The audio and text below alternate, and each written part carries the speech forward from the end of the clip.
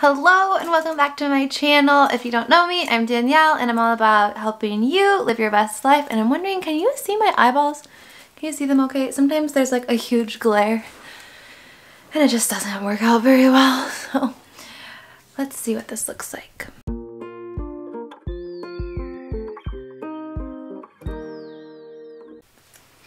Alright, today we are planning for summer, but also kind of just like talking about bullet journals. So if you don't know what a bullet journal is, it's a really fun way to kind of like make your own planner.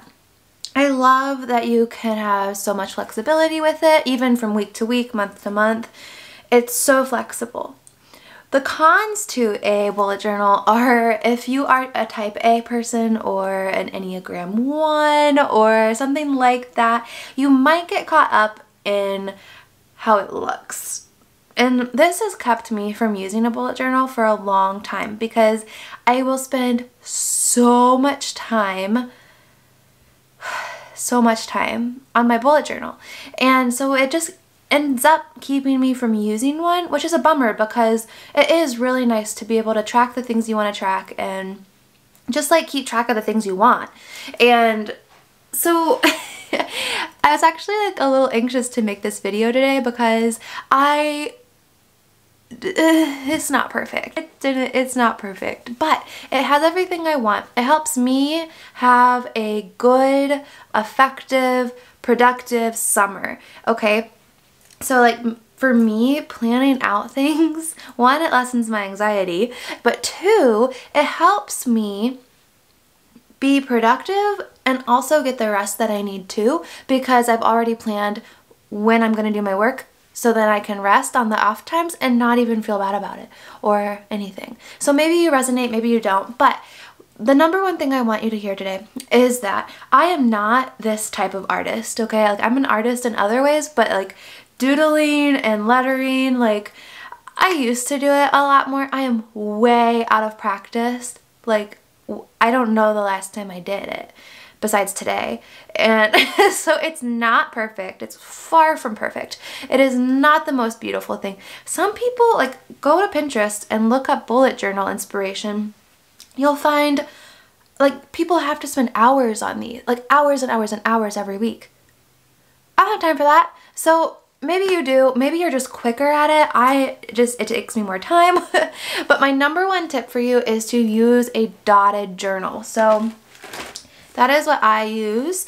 I use a Moleskine brand little journal, and I've been using this for a long time. So I have clipped back everything from before, and then it starts at summer 2020. So I just like how, can you see the dots? I don't know, but there's dots. It's like graph paper, but it's just the dots. So I like that. Graph paper is also really easy. If you are not especially artistic in this way, then I definitely recommend using a dotted journal or a like a graph paper journal. Just it makes it easier to like keep things in line and keep it tidy and neat. If you are really great with like spatial organization and just like a really great artist in that way, I don't know, you could probably use anything.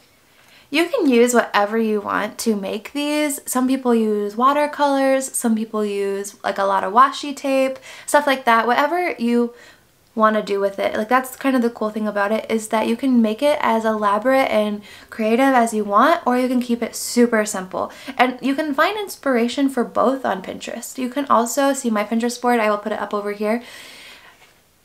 You can look at my Pinterest board for bullet journal inspiration that I use, but guys, like I hardly ever come up with my own stuff. Like I use Pinterest for any time I doodle. For markers though, you don't have to go crazy. I do have some really nice lettering markers that I've used and I prefer them because I kind of need the assistance of them.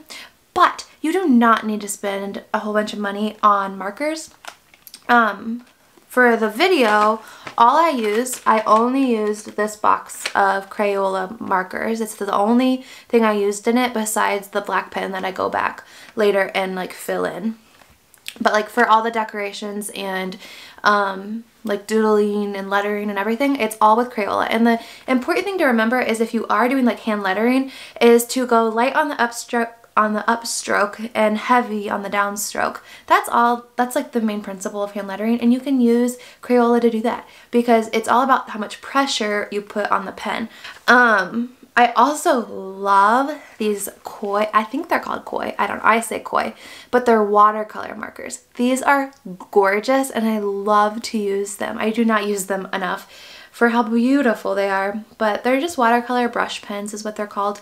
And I will probably use these maybe later on just to switch things up throughout the summer, maybe for July. And the other thing that I really love is, again, I don't really know how to say these words, but they're by Tombow, the Fudanasuke, these. So making a bullet journal, you want to first kind of plan out what kinds of things you want in the bullet journal. What are your goals? What do you want to keep track of? And things like that. So maybe think of past planners that you've used that you've really liked and choose what things you want to take out from those and put into your bullet journal. I look back at my Rifle planners a lot because there's things that I love about Rifle Paper Company planners. I look back at my Silk and Sonder planners. I really love how those are laid out. I look at my Wit and Delight. I have a lot of planners. I look at my Wit and Delight weekly layout. I really like how that's laid out. There's just so many great options. I love to plan.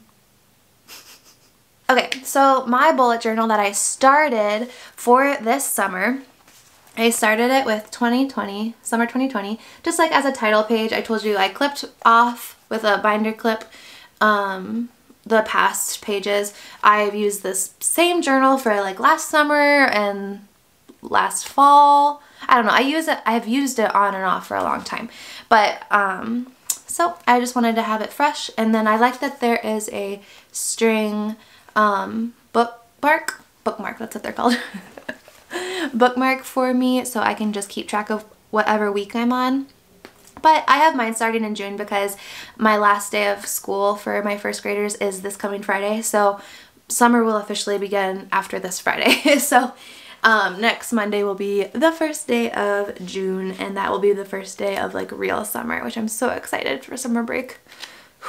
Okay, so summer 2020, and then I haven't filled all of this in yet, but I will be filling it in. So I've got my goals and the books that I want to read. I just saw this cute idea on Pinterest to draw like little bookshelves and little books, and then I will color in the books as I read them.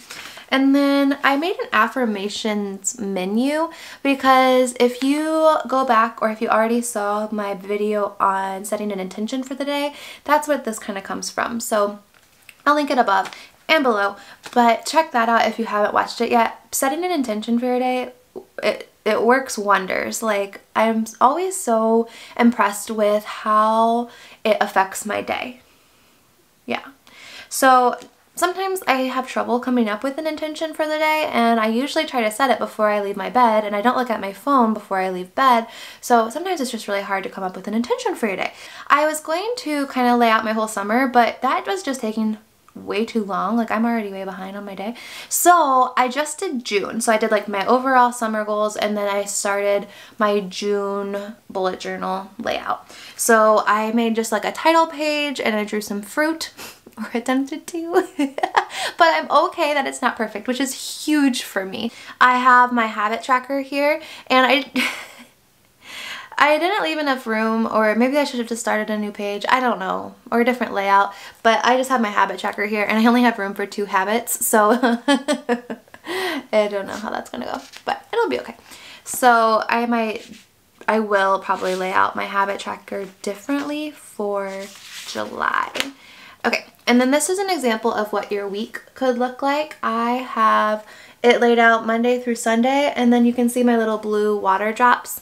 Those are supposed to be water drops, so I can fill them in because I really like that from the Silk and Sonder. And then up here I have my intention. So every day I can write my intention at the top, and whenever I go to look at my to-do list, I remember my intention, or I read it to remember it, and I don't go crazy. But I hope that you guys are ready for summer, no matter what it might look like this year with all of the virus stuff. So I hope that you find a way to enjoy it, to use it to the best of your ability, and to just have a restful summer. I know that not everyone gets a summer break, but I hope that you still find time to reflect and to just take some time for yourself, because you need it.